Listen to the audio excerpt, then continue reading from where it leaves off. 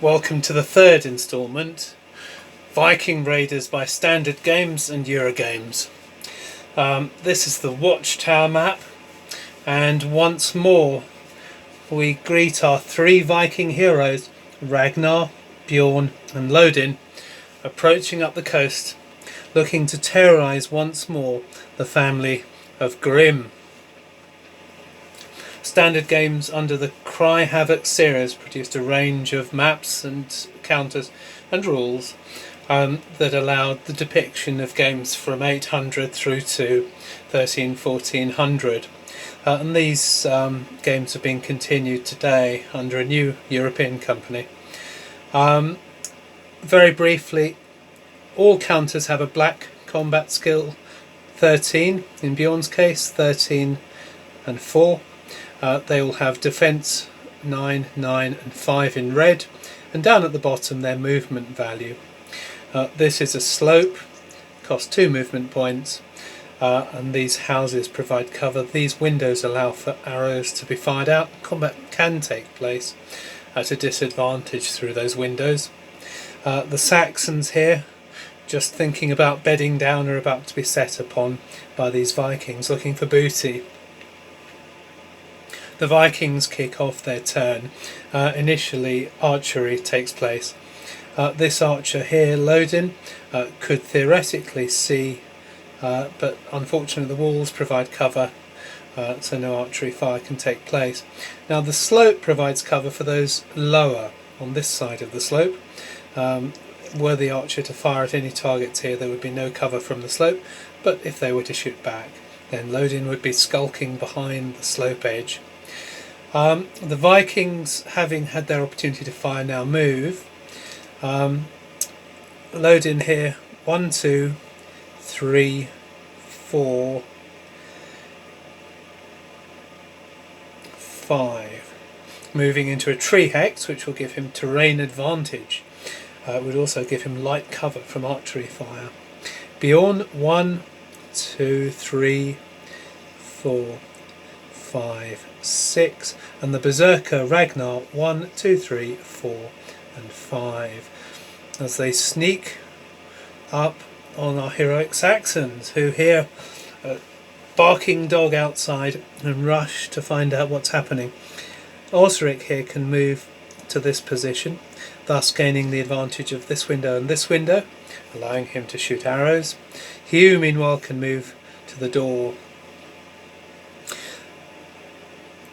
Auriac, 1, 2, 3, 4, 5, and maybe sit tight there.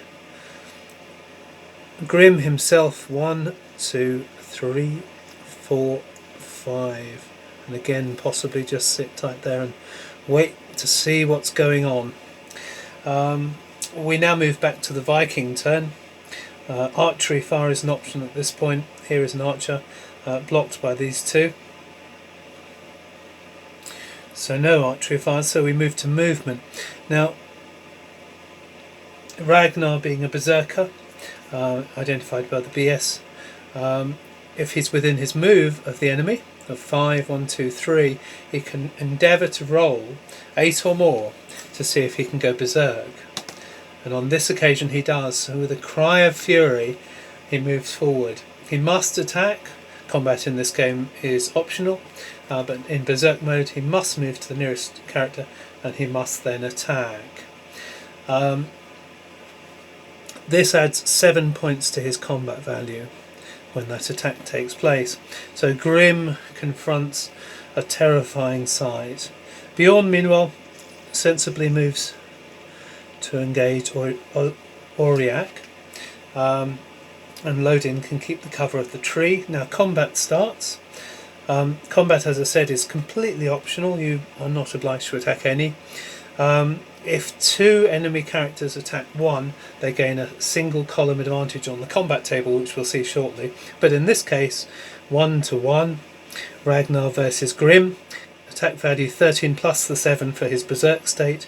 Grimm's defense of 8 means the odds are 2 to 1. Rolling low is good in this game. 5, we'll see, produces a B result, attacker wounded. probably the worst result he could have got, and in fact is the worst result he could have got. So Ragnar, despite his state, now struggled into his wounded state. Gives me the opportunity to once again to reflect on the quality of the art and the counters and the graphics of the map, which give very clear indications as to what's happening. Ragnar, as you can see, is now a different picture, rather less together than he was, and his statistics have gone down. Bjorn here attacks Osric, 13 combat strength in the black versus 5 defense strength, is 2 to 1. That column there.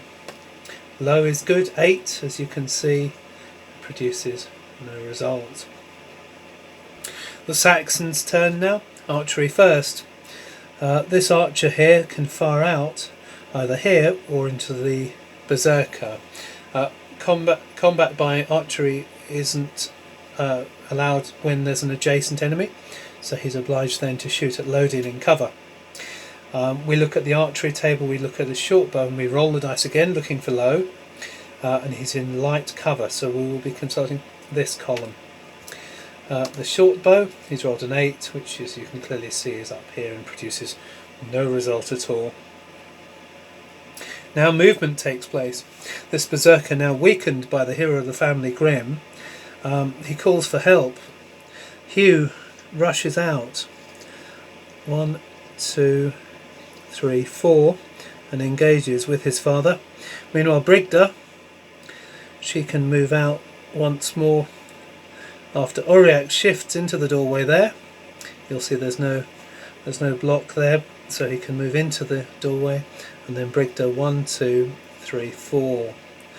Now the combat situation is 2-on-1 in both these cases.